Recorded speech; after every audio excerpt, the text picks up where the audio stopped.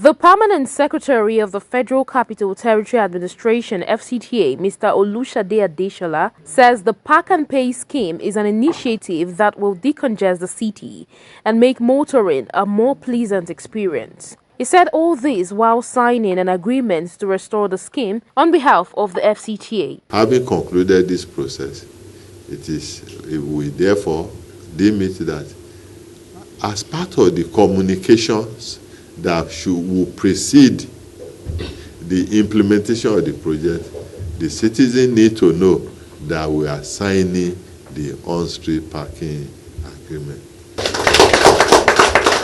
On behalf of the concessionaires involved in this agreement, Mr. Adesola lauded this reintroduction.